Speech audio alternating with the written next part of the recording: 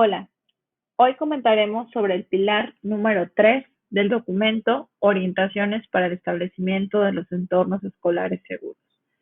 Este pilar lleva por nombre Cambios de normas y comportamientos sociales. Durante el abordaje que estamos a punto de realizar, podrás comprobar que contiene temáticas sumamente importantes para la vida de las escuelas y que propone ideas interesantes y enriquecedoras que permitirán con su implementación el mejorar aspectos de la vida de los centros escolares.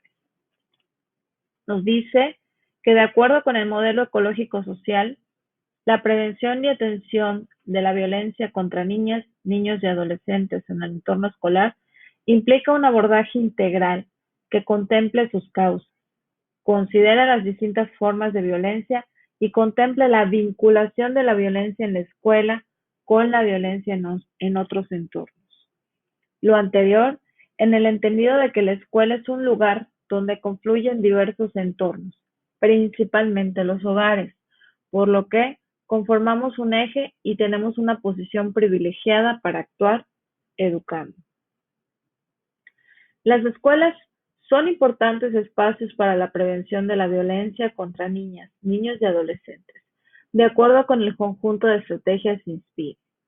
Estas son espacios donde los niños, las niñas, los maestros y el personal educativo pueden aprender y adoptar comportamientos sociales favorables que contribuyen a la prevención de la violencia en la escuela y la comunidad. En este apartado se puede observar cómo se pone de manifiesto que todos los integrantes de la comunidad escolar pueden aprender y adoptar comportamientos sociales favorables. Esto nos invita a trabajar en nuestras competencias personales para cambiar nuestro chip cultural de lo que es la disciplina y cómo se debe educar a los niños, si con miedo o con la razón. Esto puede realizarse a través de incluir en la formación el desarrollo de habilidades para la vida, elementos para apoyar a niñas, niños y adolescentes a protegerse y la promoción de normas sociales y de género positivas, así como de relaciones igualitarias. Por ello, este pilar de las seguras y seguros aprendemos se basa en que madres, padres, personas cuidadoras, profesorado, estudiantes, gobierno local y personas líderes en las comunidades reconozcan los impactos de la violencia en las escuelas y actúen para promover normas sociales positivas, incluyendo la igualdad de género, para garantizar que estos sean espacios seguros para aprender. Al respecto, es importante señalar, también de conformidad con INSPIRE, que las normas sociales son reglas de comportamiento, expectativas y percepciones respecto de los demás ampliamente compartidas por los miembros de un grupo o de la sociedad. Las normas de género reflejan las diferencias en esas expectativas o las funciones asignadas según el sexo de una persona. Según las normas sociales positivas que se buscan reforzar en la campaña Seguras y Seguros Aprendemos, son aquellos que promueven en las escuelas, para todas las niñas, niños y adolescentes, relaciones interpersonales, que estas son no violentas, respetuosas, enriquecedoras, positivas, igualitarias en cuanto al género. Y aquí tenemos el anexo INSPIRE. Podemos ir a ubicar este documento que es 7 estrategias para poner fin a la violencia contra los niños, que es un documento de la UNICEF. Bueno, como podemos observar, se requiere de ir mejorando el tipo de relaciones que se establecen en el interior de los centros escolares y que a continuación podremos analizar las estrategias que nos proponen el documento para su logro. Es muy importante de reconocer que esta estrategia INSPIRE, este documento y estas aportaciones que nos dan el día de hoy está basada en las 7 estrategias del documento INSPIRE. Acciones formativas para el desarrollo de habilidades para la vida.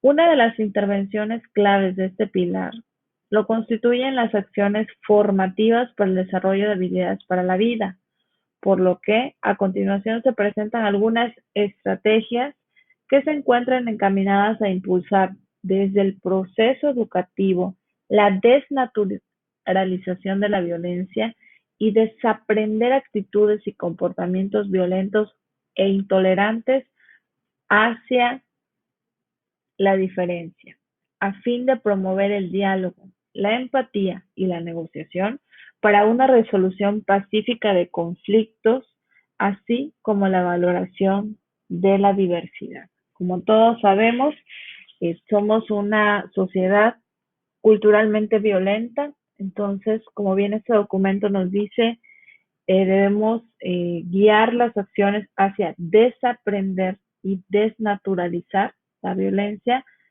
que de forma inherente ya se encuentra en lo que es nuestra sociedad, en los hogares de nuestros alumnos. Entonces, hay que reeducar a la población, reeducarnos también a nosotros mismos.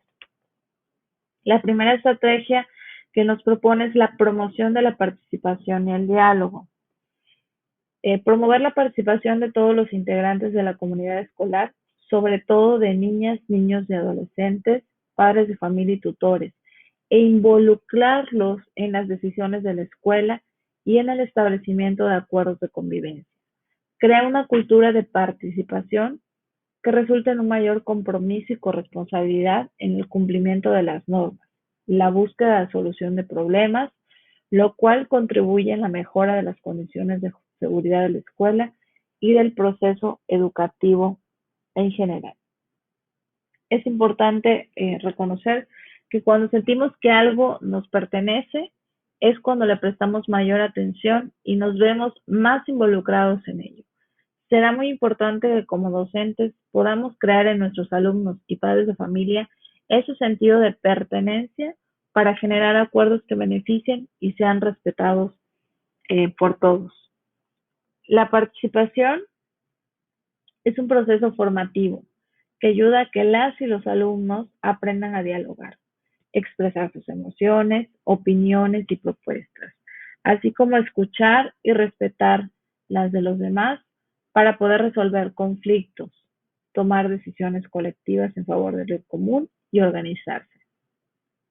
Asimismo, contribuye a desarrollar capacidades como la empatía, la escucha activa y la asertividad. Poner en práctica valores como el respeto, la solidaridad, la libertad y la responsabilidad y a ejercer sus derechos. Y bueno, en este párrafo encontramos grandes razones para propiciar que exista participación en todos los ámbitos de la vida escolar, con miras a que mejoren las relaciones que se establecen.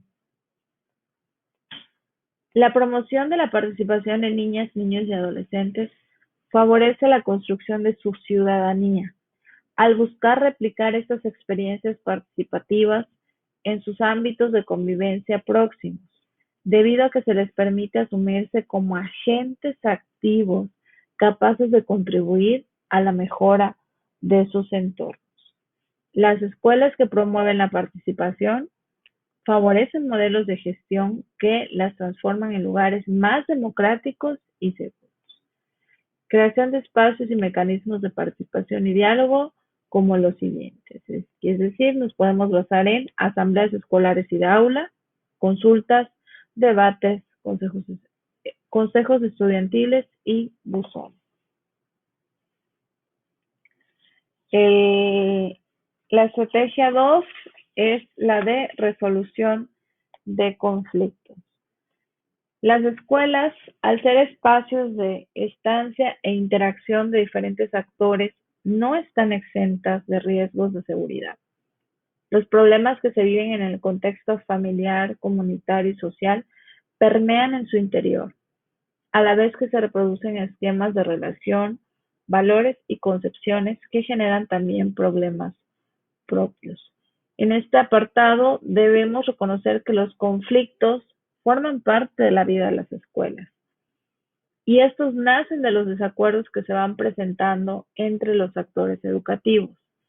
Los docentes, como líderes, debemos ir construyendo habilidades que nos permitan mediar efectivamente estas situaciones y educar a nuestros alumnos en cómo resolver sus diferencias para que el conflicto, en lugar de que nos lleve a tener una mala relación, nos ayude a mejorar. Recordemos que el conflicto no es malo, es una oportunidad y punto de partida que nos señala el rumbo por el cual debemos ir trabajando.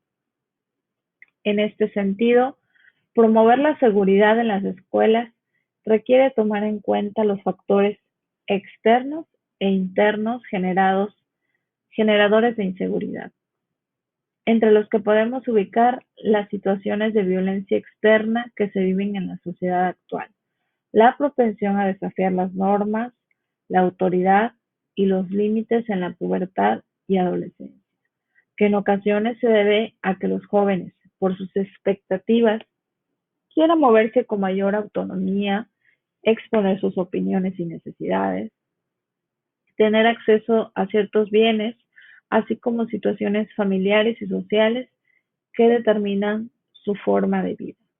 Según Furlan, por una serie de circunstancias cuya explicación es uno de los mayores desafíos para la investigación en este terreno, los comportamientos que antes entraban dentro de la categoría de conducta juvenil, los que daban lugar a infracciones, a los reglamentos de disciplina, los que involucraban prácticas ilegales, por ejemplo, el consumo de drogas y una serie de acciones que involucran el ejercicio de la violencia física entre pares o docentes, personal y alumnos, se han ido reuniendo bajo el rubro genérico de violencia escolar. Es indudable que influyeron en esta nueva configuración temática la frecuencia y o el agravamiento de las conductas más problemáticas y que esto ha ocurrido en un momento en que la escuela confronta una crisis de autoridad. Y pues lamentablemente enfrentamos esa crisis de autoridad en nuestros centros escolares. Por ello, considero que será importante reconocer que debemos trabajar en mejorar nuestras competencias en este sentido, para ir educando a nuestros alumnos y sus familias y así marcar la pauta de cómo realmente se deben resolver los conflictos. Y a continuación, pues tenemos unas ideas que de dónde vamos a partir. Un punto de partida para el análisis de esta problemática puede ser revisar la forma de construcción de normas en la escuela. Es decir, ¿quién las define? ¿Cómo se construyen? ¿Participan todos los miembros de la comunidad escolar? ¿Qué tipo de comportamientos se esperan de los diferentes actores? ¿Están todos en igualdad de condiciones? ¿Qué efectos produce todo lo anterior en la forma en que se definen las reglas? ¿Y cómo se refleja esto en los que conocemos como disciplina, conflictos y violencia escolar? Bueno, en esta parte es necesario que podamos reconocer que la forma en que se construyen los acuerdos, las normas de convivencia, va a depender mucho de la forma en que se van a aceptar.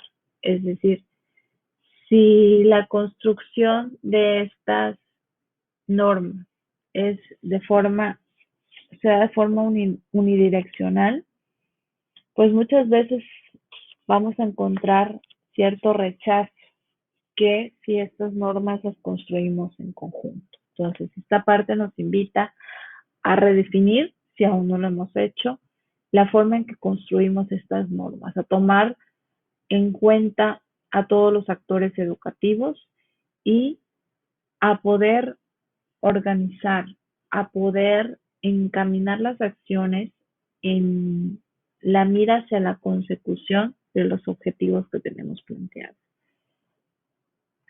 Entonces, aquí, de acuerdo con Ortega del Rey, Córdoba y Romera, 2014, una posibilidad de entender la disciplina escolar es concebirla como un instrumento de formación. El papel de la disciplina escolar es el de ser facilitadora y estimuladora del aprendizaje, la socialización y o el desarrollo moral, lo que implica que los alumnos adquieran conciencia de su importancia y la respeten por convicción, sin la vigilancia de los adultos.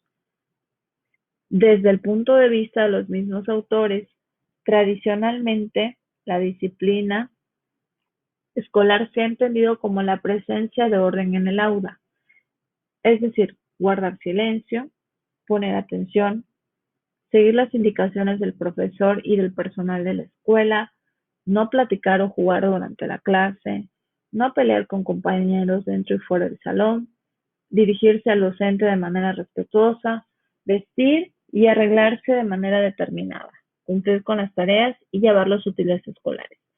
Lo que comúnmente es definido, aquí nos dice, de manera unilateral por los docentes y la escuela. En esta concepción, la regulación del comportamiento de los alumnos proviene del exterior y es una condición básica para el aprendizaje.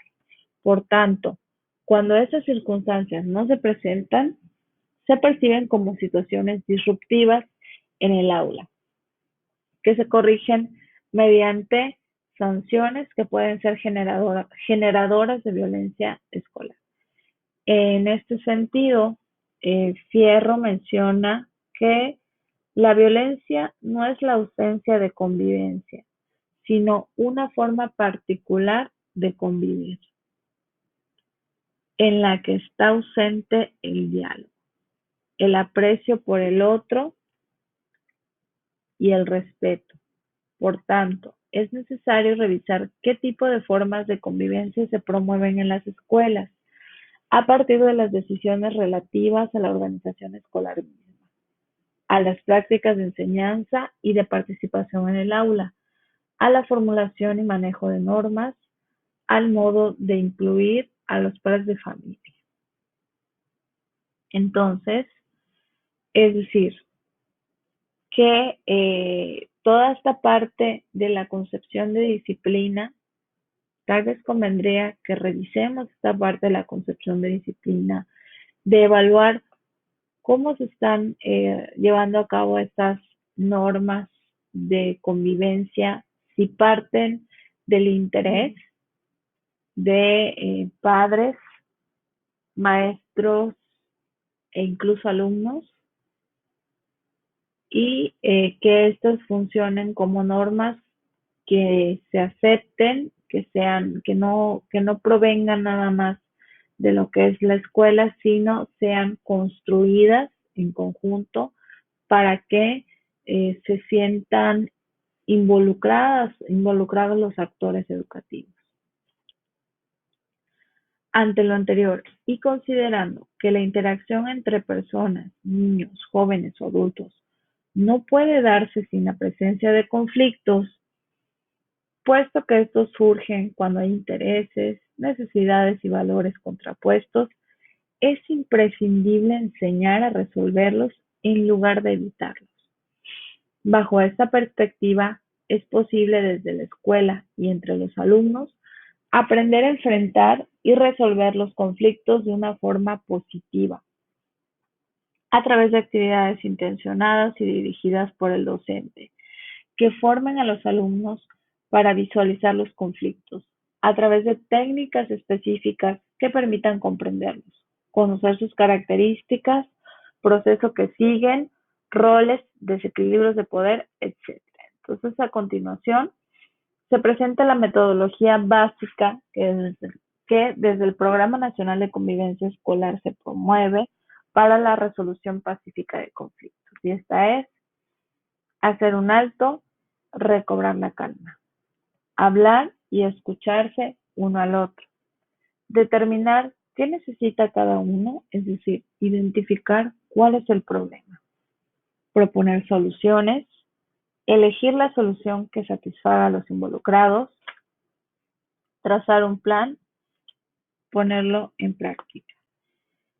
Y nos menciona en conclusión, la violencia es una forma intencionada de causar daño, en tanto que el conflicto es una diferencia de intereses que pueden resolverse ejercitando a los alumnos en su práctica y con la mediación del docente. De igual forma, es conveniente impulsar el desarrollo de técnicas que permitan a los alumnos aprender a expresar sus necesidades y puntos de vista de manera respetuosa, sin tratar de imponer sus decisiones y opiniones de otros. Y aquí es donde debemos ir mejorando nuestras habilidades para mediar efectivamente al presentarse estos conflictos. También debemos reconocer que muchas veces como personas y como profesionales ya en nuestras aulas nos cuesta bastante trabajo a nivel personal mediar esta situación de conflicto que se nos van presentando. Entonces, ahí podemos empezar. Ese puede ser un primer paso para mejorar nuestras competencias de resolución de conflictos. Es decir, comenzar con nosotros mismos, empezar a aplicar estas estrategias que se nos dan y pues ir buscando esta forma de mediar. ¿Qué quiere decir? No que la otra persona, si existe un desacuerdo, tengamos que ceder para que la otra persona llegue. Si no, se trata de que los dos estemos de acuerdo en la decisión que se toma y pues se puede escuchar a la otra persona, me puede escuchar yo y juntos llegamos a una solución. Nos viene el siguiente apartado que es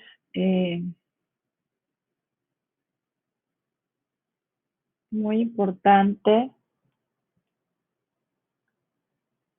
que sería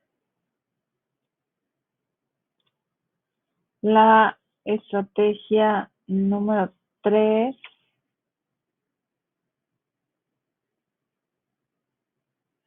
de comunicación asertiva. En este apartado de comunicación asertiva nos dice, es un comportamiento que implica habilidades que pueden aprenderse y mejorarse cada día. Conlleva conductas sanas y efectivas que incluyen sentimientos de respeto y autovaloración, que permiten a la persona expresarse de manera adecuada, defendiendo los derechos propios, ayudando a disminuir el estrés por no saber decir que no ante peticiones que es legítimo rechazar o no se quieren aceptar. Es decir, eh, en palabras simples, la forma correcta de decir las cosas sin herir a las personas, pero tampoco que implique una situación desgastante para uno y que pues podamos expresar esto de la forma más eh, correcta, políticamente correcta, es decir, eh, digamos, un padre de familia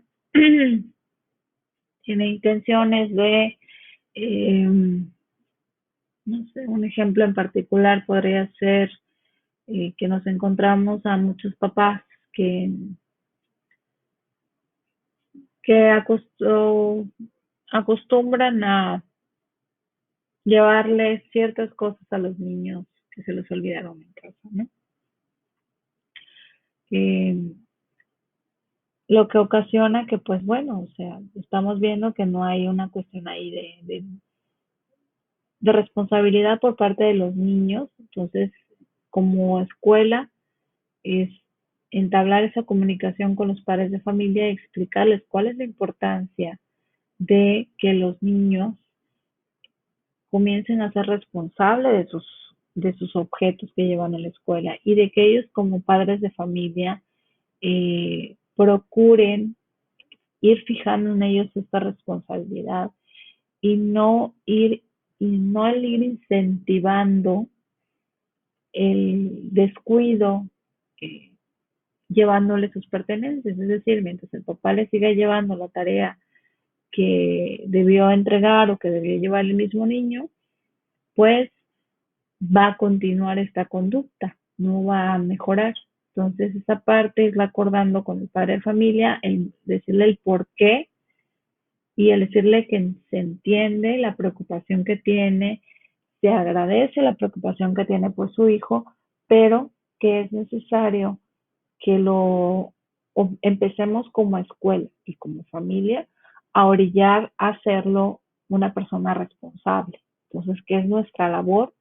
Y en ella pues está la labor educadora de la familia y de la escuela. Entonces, bueno, la parte de asertividad, de decir las cosas de la forma correcta y amable para que la otra persona que lo pueda entender, ¿no? Pueda entender las razones y que todo va motivado por una razón poderosa que, pues, cuando hablamos de esta forma, pues podemos llegar a un entendimiento. Nos dice que también la asertividad es la capacidad de que los alumnos reconozcan, manejen y comuniquen de manera adecuada sus emociones, lo que implica desarrollar habilidades para identificar lo que sienten, así como para expresarlo en el momento adecuado, con la persona correcta y de manera respetuosa hacia uno mismo y los demás, lo que favorecerá que niñas, niños y adolescentes resuelvan diferentes situaciones que se le presentan a lo largo de la vida con dignidad y confianza.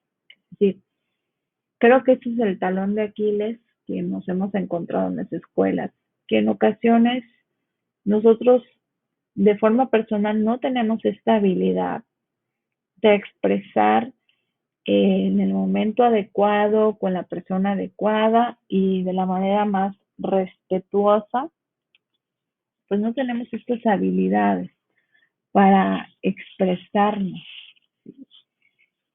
Y en este apartado, pues se se nos dificulta a nosotros como personas cuando estamos en una situación de que la emoción nos aborda, nos olvidamos de nuestro yo pensante y nos dejamos llevar por la emoción, entonces solemos decir pues palabras, frases y acciones hirientes a las otras personas. Entonces sí necesitamos, y soy muy insistente en esa parte, empezar a trabajar en nosotros mismos. Y nos dice, algunas de las recomendaciones que los docentes y directivos pueden utilizar para comunicarse asertivamente con niñas, niños y adolescentes y con ello favorecer que el alumnado se comunique de forma asertiva son ayudar a las niñas, niños y adolescentes a reconocer y expresar sus emociones en forma asertiva. Es decir, siento enojo, lo expreso, y apoyar a los niños para decir por qué siento enojo, qué es lo que estoy sintiendo y qué puedo hacer con esto que estoy sintiendo. Tristeza, disgusto, desagrado, furia, es decir, las emociones, saber qué emociones estoy sintiendo y cómo puedo expresarlas correctamente. La siguiente recomendación es cuando una niña, niño o adolescente se dirige a usted, procure hacer contacto visual con ella o él para generar confianza y a pesar de sus múltiples ocupaciones, trate de destinarle un tiempo, aunque sea poco. Eso le dará el mensaje de que es valioso y que lo que le pasa les interesa a las personas que lo rodean. Siguiente recomendación. Realice actividades donde tome en cuenta la opinión de niñas, niños y adolescentes y respétela ante el grupo. Hágale saber a sus alumnos que es válido no estar de acuerdo con alguna idea de los demás compañeros y expresarlo de forma respetuosa y adecuada. También los alumnos deben tomar en cuenta que está permitido cambiar de opinión. Eso significa ser flexible ante nuevos conocimientos. Y la siguiente estrategia es manejo y regulación de emociones. Nos dice que el alumnado aprenda a reconocer sus emociones y responder a ellas por medio de su identificación y expresión apropiada, considerando la modificación de su intensidad y duración y el control de conductas impulsivas producto de sus emociones, sin que esto implique ocultamiento o represión que genere malestares físicos o psicológicos posteriores. Es, es una competencia emocional necesaria para el sano desarrollo de niñas, niños y adolescentes y que capacita para resolver diferentes situaciones que se le presenten sin el uso de la violencia. Y en este apartado, pues es necesario reconocer que nos falta mucho para lograr, primero como docentes, el reconocer nuestras propias emociones y aún más expresarlas en el momento, la intensidad y con la persona correcta. Pues en cuanto nosotros, pues también hemos llevado situaciones de nuestra escuela a la casa y de la casa a la escuela. Por ello, va a ser de suma importancia aprender junto con nuestros alumnos y padres de familia a trabajar en el autoconocimiento para emprender el camino hacia la autorregulación. Y otra cuestión muy importante que nos dice, sin que esto implique el ocultamiento o represión que genere malestares físicos o psicológicos posteriores. ¿Cuántos de nosotros no hemos sido víctimas del estrés? ¿Cuántos de nosotros no hemos padecido insomnio, dolores de cabeza, el cansancio constante? Entonces, todo este control de conducta, del manejo, de intentar manejar las emociones, pero reprimidas, nos ocasiona que a nivel físico lleguemos a somatizar todas estas emociones escondidas. Entonces, ojo, porque una cosa es que yo no explote, no saque esas emociones, y eso no quiere decir que yo tenga un manejo adecuado de esas emociones, sino que tengo que trabajar con esas emociones. Es correcto que podamos parar en el momento adecuado, pero después de parar, cuando siento esta emoción que me está invitando a hacer algo, ¿no? Paro porque sé que si en ese momento la expreso, mi emoción, no va a ser de la forma correcta ni en el momento correcto y voy a herir. Entonces, paro, pero no es necesario nada más el parar. También necesitamos trabajar esta emoción que hemos parado o que estamos tratando de sacar de la mejor forma posible. Entonces, hay mucho ojo para no quedarnos con el ocultamiento o la represión de estas emociones porque nos derivan malestares.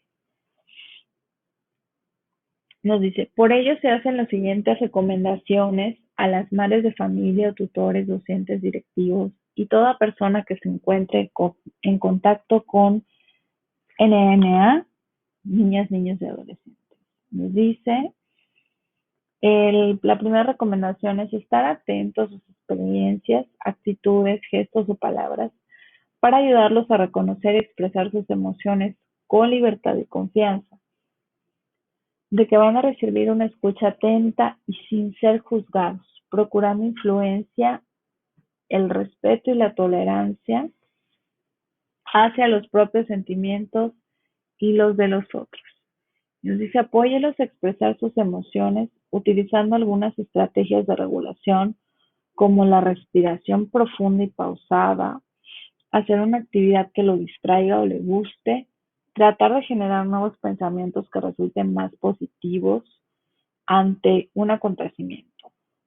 Todo ello para tranquilizarse ante la emoción muy fuerte y poder tener la capacidad de pensar en las consecuencias de las acciones que motivados por una fuerte emoción desean realizar.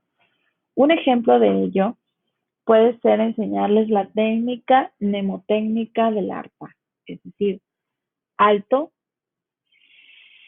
respiro, pienso y actúo.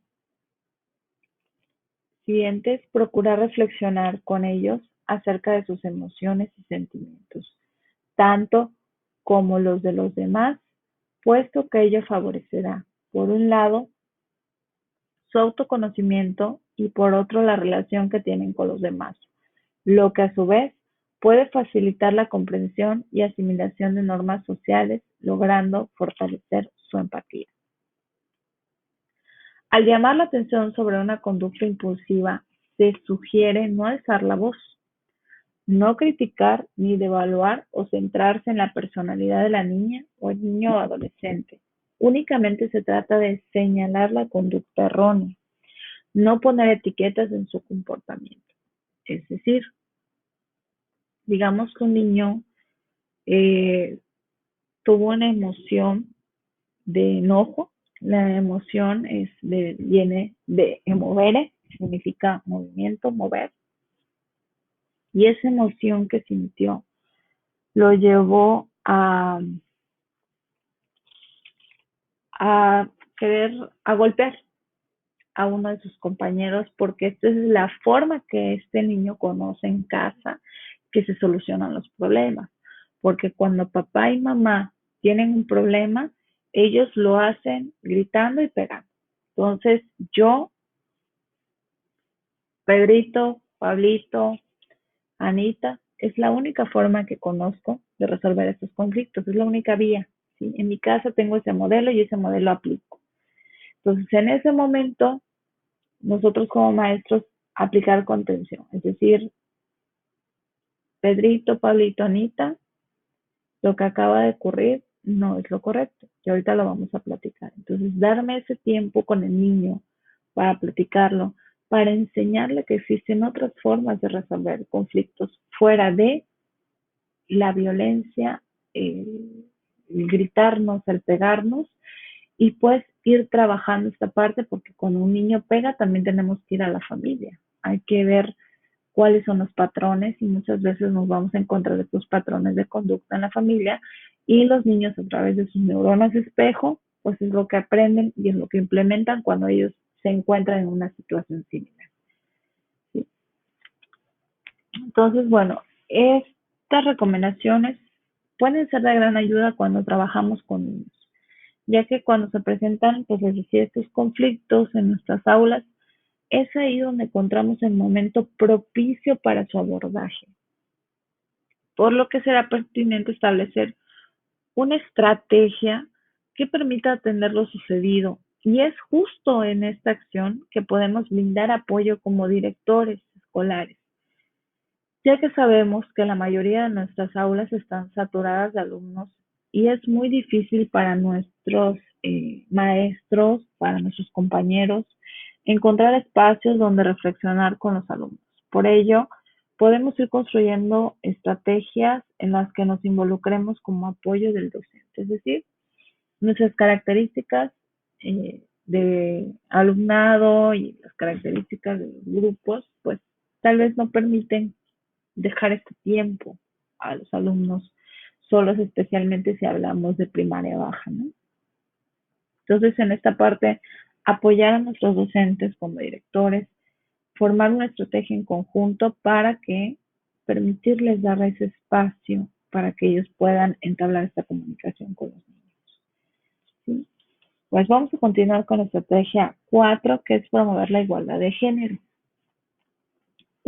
Trabajar por escuelas libres de estereotipos de género permitirá generar la conciencia en la comunidad escolar de la importancia de rechazar creencias, actitudes o comportamientos discriminatorios que dificulten el acceso equitativo a las oportunidades de participación entre ambos sexos y que puedan perpetuar la violencia generada por situaciones de desigualdad en el contexto sociocultural. A fin de impulsar los lentes de género en los espacios educativos, se hacen las siguientes sugerencias a las madres, padres de familia, tutores, docentes, directivos y toda persona que se encuentre en contacto con niñas, niños y adolescentes. La primera es que las niñas, niños y adolescentes comprendan el concepto de género y que su sexo no implica ciertos atributos o cualidades naturales para hacer determinadas actividades que todas y todos tenemos derecho y podemos compartir características y por ende realizar las mismas actividades. Es decir, las niñas al baile o al juego de estas situaciones y los niños al fútbol, las niñas rosa, los niños azul.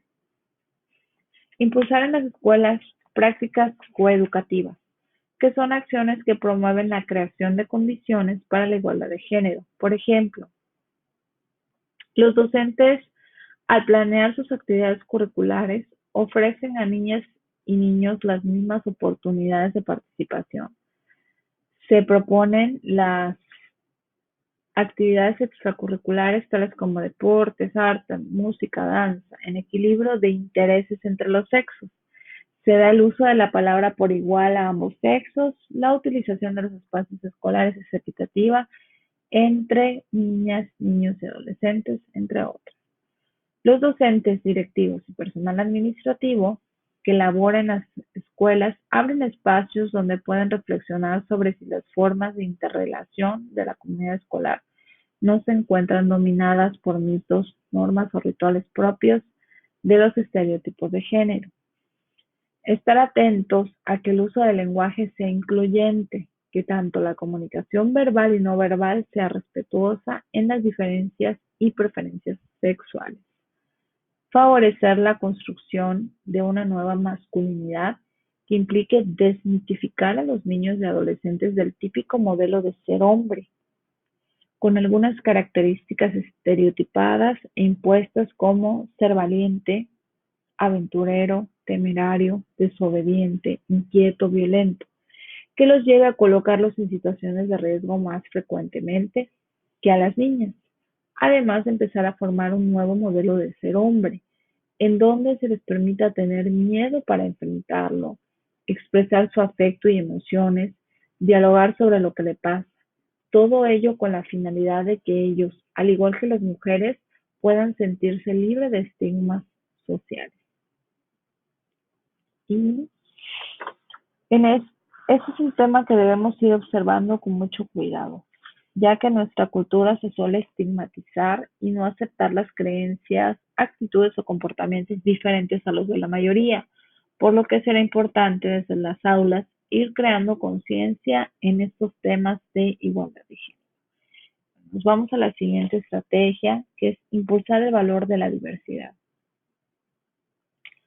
Para lograr el fin de la educación de promover el respeto irrestricto de la dignidad humana, que contribuya a la mejor convivencia social en un marco de respeto de los derechos de todas las personas y la integridad de las familias, el aprecio por la diversidad y la corresponsabilidad con el interés general. Esto lo podemos encontrar en la fracción del artículo 15 de la Ley General de Educación.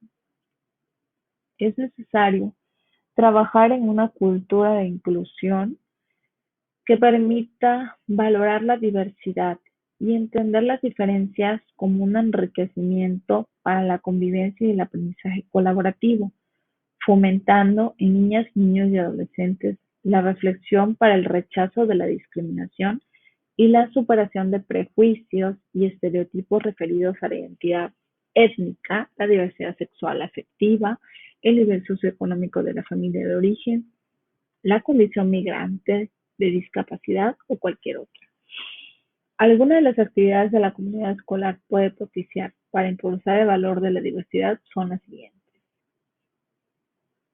Fomentar la autoestima del alumnado a través del reconocimiento de sus logros y capacidades, que a su vez faciliten un sentido de pertenencia en el alumnado para que se sientan acogidos y valorados en sus escuelas. Promover al interior del centro educativo el trabajo colaborativo que permita poner en práctica comportamientos solidarios entre compañeros e incluso proponer actividades extraescolares con las familias para que se propicien ellas estar atentos ante las necesidades de cada uno de los integrantes. Apoyar a los estudiantes con estrategias diferenciadas para los procesos de enseñanza, aprendizaje y la evaluación. considerando sus estilos y ritmos de aprendizaje, sus intereses y habilidades. Promover espacios o eventos escolares para que convivan y se valoren las diversas manifestaciones culturales, creencias, costumbres, tradiciones, lenguas, tradiciones gastronómicas, artísticas, de juego, entre otras, de los integrantes de la comunidad educativa. Identificar y eliminar las barreras para el aprendizaje y la participación para que todas las personas estén incluidas. Dar voz a quienes no la han tenido para que expresen sus necesidades y sean tomados en cuenta. Comprensión de sus situaciones familiares y, en la medida de lo posible, tratar de involucrar a las familias en las responsabilidades escolares. Incluir a la población migrante sin que pierda sus raíces.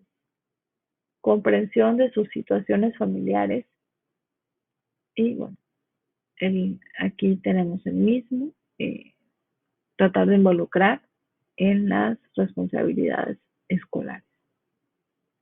Y bueno, en este apartado nos invita a continuar poniendo a los niños al centro, a estar alerta de las dificultades que se van presentando para poder actuar pues a tiempo. Finalizamos con la estrategia escuela para padres. Dice, asumir a la familia como el grupo social responsable de proteger a sus integrantes y brindarles las condiciones necesarias para crecer y desarrollarse plenamente, conlleva la necesidad de apoyarlos para que, para que efectúen con éxito dicha actividad. La experiencia ha enseñado que cuando las familias se involucran y participan junto con la escuela en la formación de sus hijos, se obtienen mejores resultados a cuando no se encuentra esta relación estrecha. Ante esta perspectiva, se hace de vital importancia que en la escuela, por medio de los supervisores, asesores técnicos pedagógicos y directivos, se sigan promoviendo acciones como talleres, pláticas, conferencias, trípticos informativos dirigidos a madres, padres de familia o tutores, con la finalidad de estimular su confianza y su autoridad con sus hijos o pupilos, fortalezcan la comunicación y comprensión entre ellos, apoyen el proceso de formación y sus metas educativas, entre otros, que promuevan la creación de familias resilientes ante situaciones de la vida cotidiana.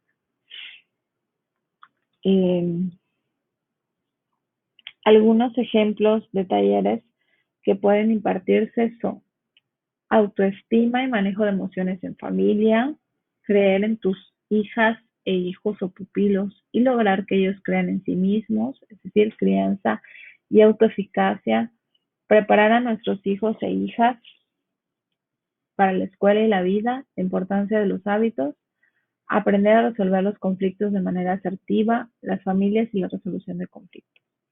Estos talleres pueden impulsar la construcción de redes de apoyo que los padres o tutores utilicen como espacios de aprendizaje entre pares, que facilite compartir experiencias, preocupaciones, conocimientos y estrategias que promuevan una crianza positiva, que apoye la solidez emocional tanto de las niñas, niños, adolescentes como de los adultos, al poder contar con alianzas para efectuar una crianza más cálida y segura, según Horno y Romero. Pues finalmente podemos observar que se propone en esta parte a los directores, supervisores, asesores técnicos y directivos el tomar el liderazgo en las acciones destinadas a la sensibilización de padres de familia. Para ello será prioritario y tanto gestionar apoyo interinstitucional como ir construyendo competencias y habilidades profesionales para abordar estos temas con los padres de familia.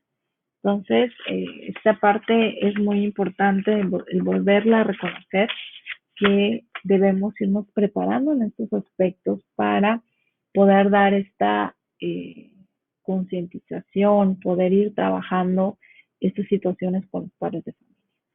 Y finalmente los voy a invitar a ver, dice, estos talleres pueden encontrarlos En el material de la Secretaría de Educación Pública, Familias Educadoras, Manual para Facilitadores, localizado y nos tiene una liga, y en la liga pues ya nos da lo que es el, el recurso. Entonces, los invito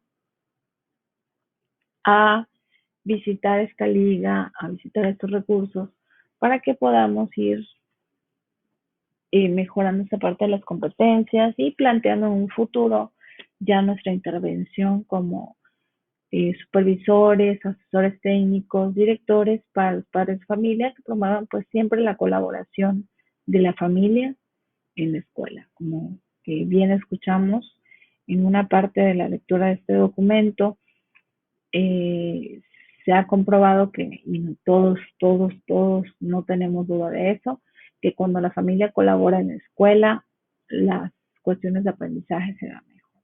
Aquí tenemos Familias Educadoras, que es el manual para facilitadores.